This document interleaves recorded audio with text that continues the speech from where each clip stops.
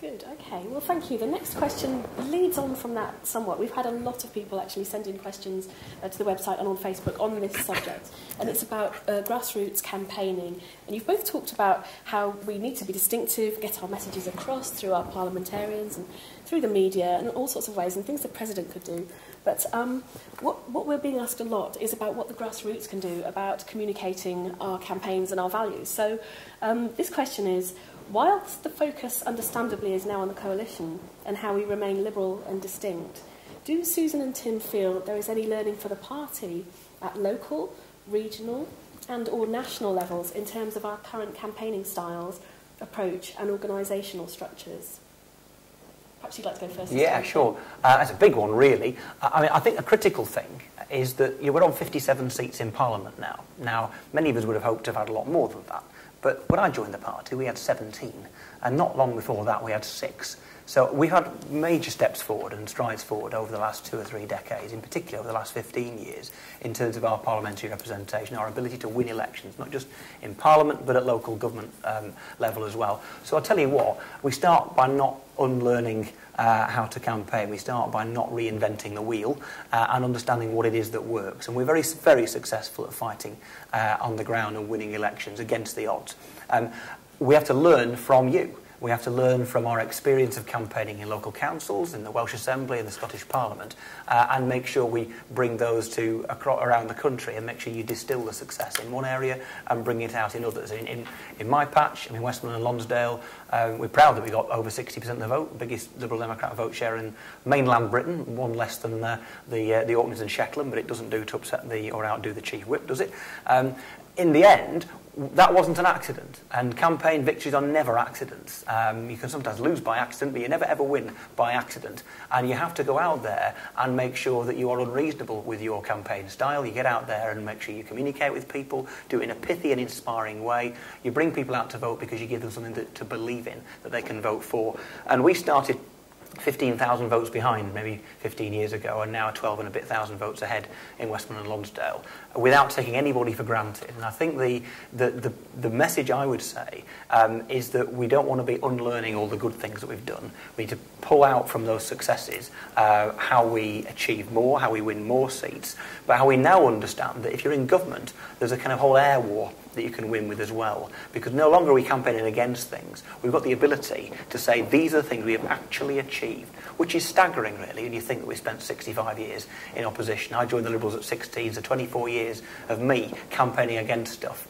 and finally we can say these are things we have actually achieved. But let's not unlearn all the good things that we've managed to learn over the last few years. Thanks, Tim. And Susan? Well, I mean, let's be honest. The results at the last general election were disappointing. We thought we'd do a lot better than 57 members of Parliament. And I think there was a state of shock the next day when we looked at the actual results. And I don't think we can say that's because we got the campaigning so completely right. It suggests that we have to learn new ways of campaigning and we have to adapt to the times. There's some great things that we do. I mean, I don't think anybody goes out on the doorstep like our party does, but I suspect we've got to do more of that.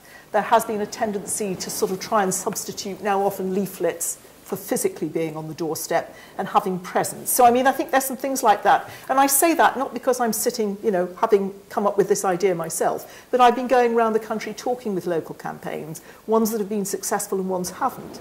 And that has been one of the strong messages that I've got back, getting out there. And to people to go out there and be on the doorstep, they've got to feel confident, they've got to feel strong.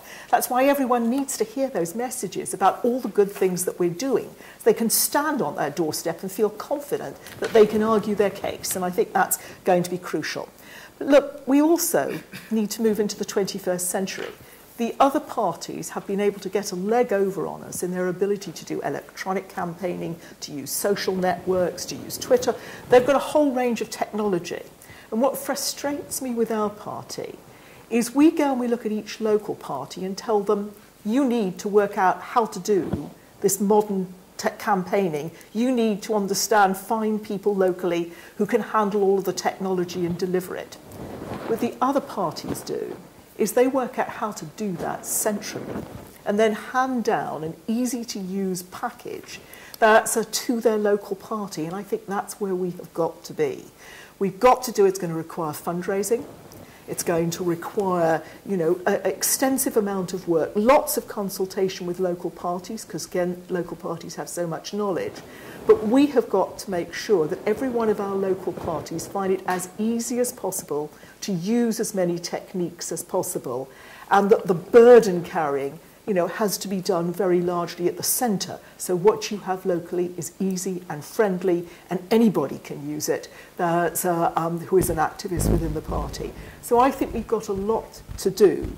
We are brilliant in many ways, and we have some superb staff, but we need to back them, we need to resource them, and we need to recognise that the other parties have vaulted over us by essentially, finding a way to invest in a lot of modern techniques, and we've left local parties scrabbling around to catch up. It's not fair.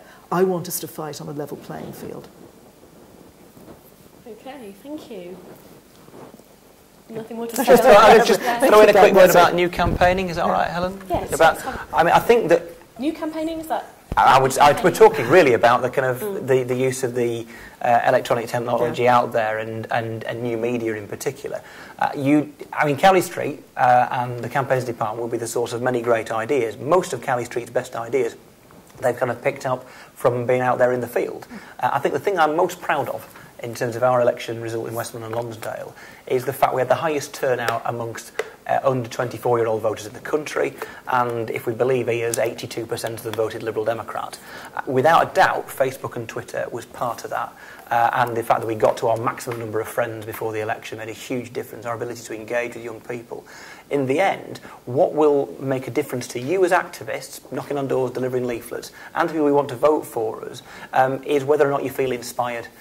What's your morale like? I don't know about you, but my energy levels and my ability to work hard are dependent very much on how much my morale is at that time. And I think believing what we're doing in government is right, believing that what we stand for as a party is distinctive and worth fighting for is actually a critical part of the argument.